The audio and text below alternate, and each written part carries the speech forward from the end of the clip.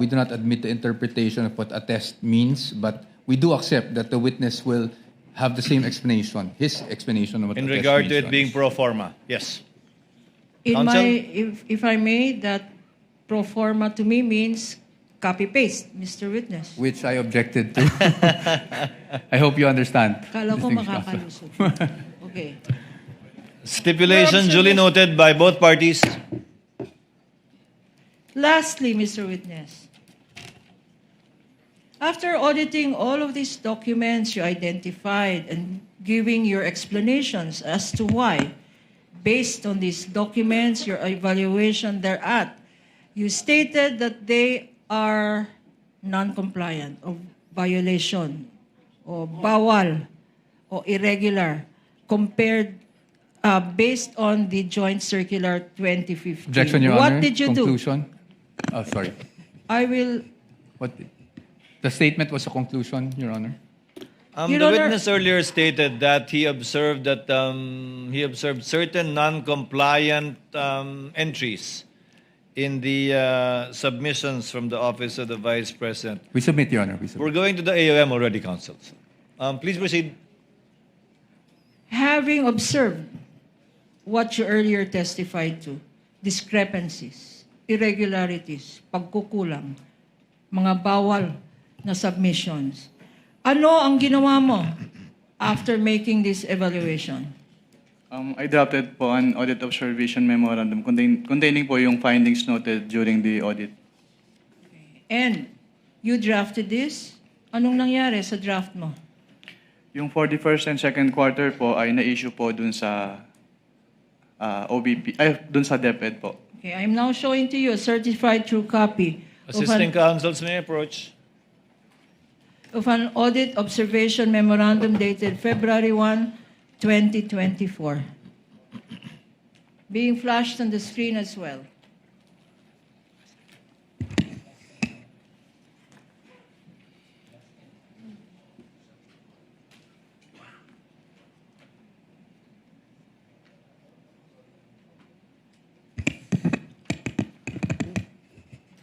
Marked, Your Honor, as Prosecution's Exhibit P, P-1-21A, Common Exhibit with the defense.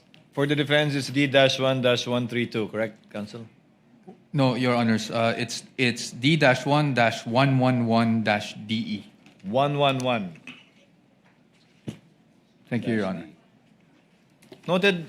And Mr. Witness, look at your document to refresh your memory. What periods does this audit information memorandum cover?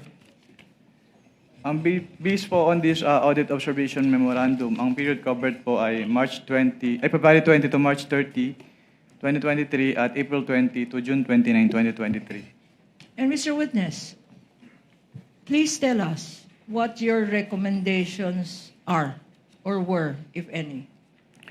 May recommendations po include, first, yung hindi po na-submit ni DepEd yung kanilang documentary evidence of payments for their confidential expenses. Ano pa, Mr. Witness?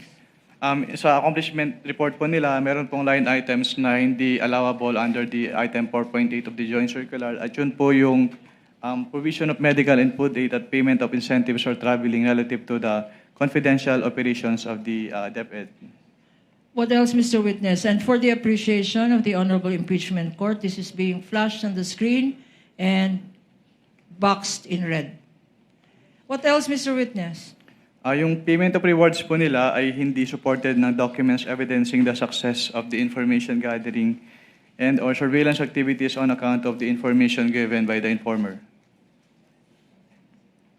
Anything else, Mr. Witness? Number 4 po, yung kanilang physical and financial plan, hindi po naka-indicate yung specific confidential activities na pagbabasehan ng kanilang disbursement in violation of the item 4.2 of the Joint Circular.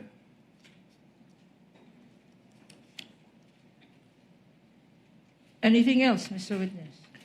Yung kanilang disbursement voucher po ay inapprove ni Undersecretary Annalyn M. Sevilla instead of the head of the agency in Why do you- violation of item 6.3.1b of the Joint Circular.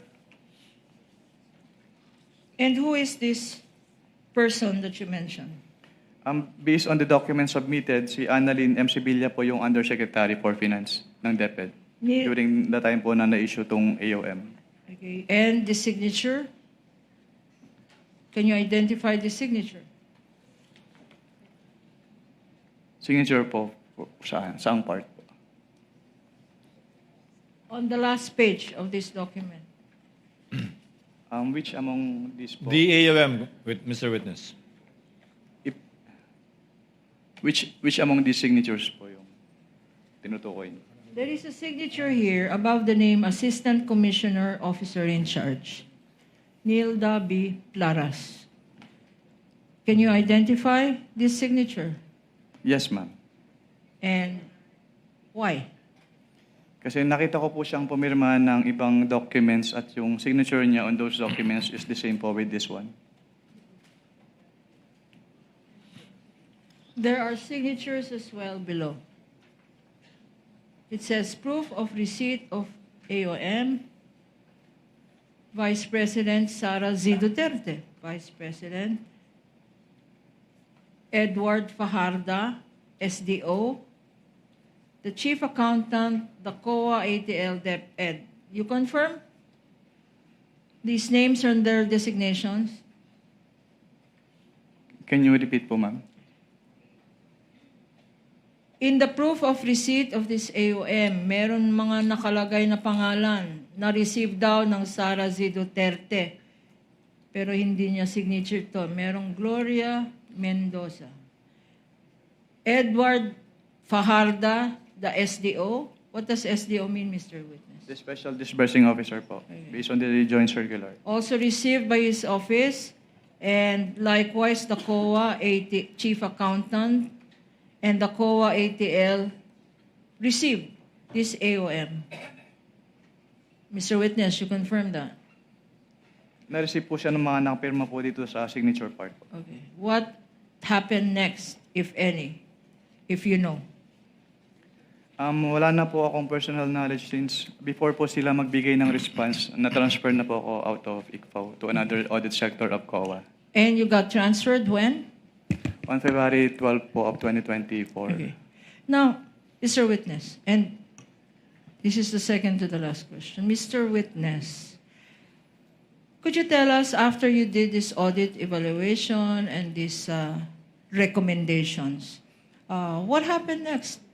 What other matters occurred, if any, in connection with your audit From when po? during the time that you were still there? There was a time po that I was called in a meeting. Po. Tinawag ka sa meeting Yes, ma'am. at nandun ka pa sa COA ICFAO. Yes, ma'am. Maalala mo anong date itong meeting na to? It was around second week po ng September of 2023. At sino-sino ang nasa meeting na to? Ang naalala ko po ay si Attorney Zuleika Lopez at si Attorney Michael Powa po. At yung dating head po ng ICFAO na si Assistant Commissioner Nilda Plaras at si Attorney Gloria Camora po. Okay. Sinong nagtawag ng meeting na to?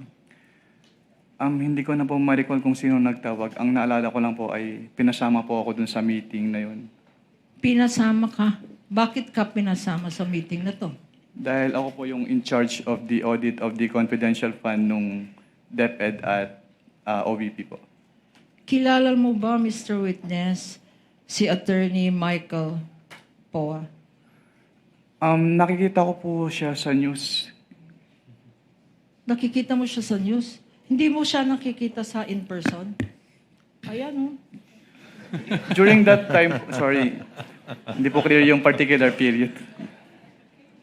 Oh, kilala mo ba? When you went to that meeting, were you able to identify Attorney Michael Powa? Nagpakilala po sila, ma'am. Nagpakilala sa iyo. Okay. And what happened during that meeting? Attorney, sorry for that. No, that's fine. Nagpapagising lang tayo. Okay lang po. But you confirm that this is the attorney that you saw in that meeting? Yes po.